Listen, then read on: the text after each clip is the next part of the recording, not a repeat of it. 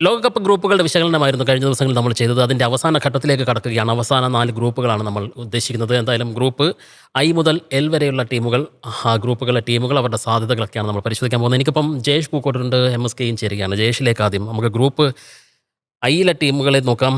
Jayesh, France, Senegal, Iraq, Norway. തീർച്ചയായിട്ടും അവിടെ കൃത്യമായിട്ട് എഡ്ജുള്ളൊരു ടീമുണ്ട്, പോരാളികളായിട്ടുള്ള 2 ടീമുകളുണ്ട്, ഒപ്പം താരതമ്യേന ദുർബലരായിട്ടുള്ള ഒരു ടീം. അത് ഗ്രൂപ്പിലെ ഹതഭാഗ്യരെന്ന് വേണമെങ്കിൽ വിശേഷിപ്പിക്കാം. പക്ഷേ അവർ അട്ടിമറിക്കുള്ള സാധ്യതയൊന്നും നമ്മൾ കാണുന്നില്ല ഇറാഖ് ആയതുകൊണ്ട്.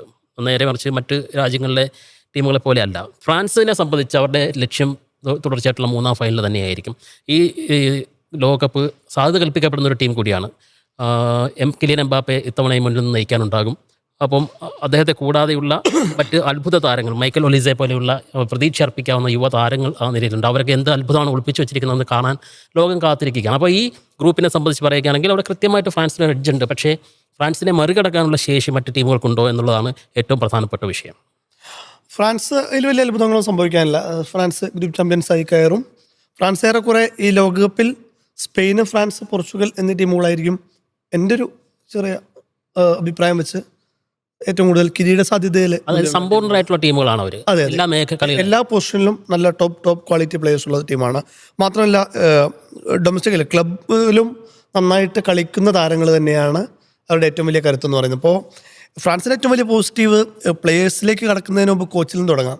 ദിദിയർ ദശാംസ്, അതായത് ലോകകപ്പിൻ്റെ എല്ലാ പൾസും അതിൻ്റെ എല്ലാ തിയറിയും കണക്കുകൂട്ടലും വൃത്തവും ഗുണമൊക്കെ അറിയുന്ന മനുഷ്യനാണ് ദിദിയർ ദശാംസ് എന്ന് പറയുന്നത്. അദ്ദേഹം ക്യാപ്റ്റനായിട്ട് 98 ലോകകപ്പ് നേടിക്കൊടുത്തിട്ടുണ്ട് ഫ്രാൻസിന്.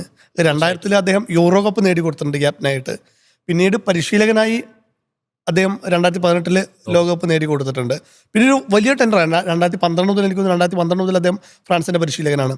ഇത്രയും വർഷമായിട്ട് ആ ടീമിനെ നയിക്കുന്നു. കൃത്യമായ തലമുറ മാറ്റങ്ങൾ കൃത്യമായിട്ട് അദ്ദേഹം മനസ്സിലാക്കുന്നു. പിന്നെ നമുക്കറിയാം ഫ്രാൻസ് ഒരു വലിയൊരു ഫുട്ബോളേഴ്സ് തന്നെയാണ്. കൃത്യമായിട്ടുള്ള ജനറേഷൻ കൃത്യമായിട്ടുണ്ട് അവിടെ. അപ്പോൾ സിദാനും ഒൻട്രയൊക്കെ പോകുന്ന സമയത്ത് നമുക്കവിടെ കൃത്യമായിട്ട് അടുത്ത ഒരു ബെഞ്ച് ഓഫ് പ്ലേയേഴ്സിനെ കാണാൻ പറ്റും. ഇപ്പോൾ നിലവിൽ ലോക ഫുട്ബോളിൽ, അതായത് ഏറെ നാളായിട്ടുള്ള ചർച്ച, മെസ്സിക്കും റൊണാൾഡോയ്ക്ക് ശേഷം മാറുന്നുള്ള ചോദ്യത്തിന് എംബാപ്പെ എവിടെ ഉണ്ട്. അദ്ദേഹം വലിയൊരു ചരിത്രത്തിലേക്ക് കൂടിയാണ് ഈ വേൾഡ് കപ്പിൽ ഇറങ്ങാൻ പോകുന്നത്.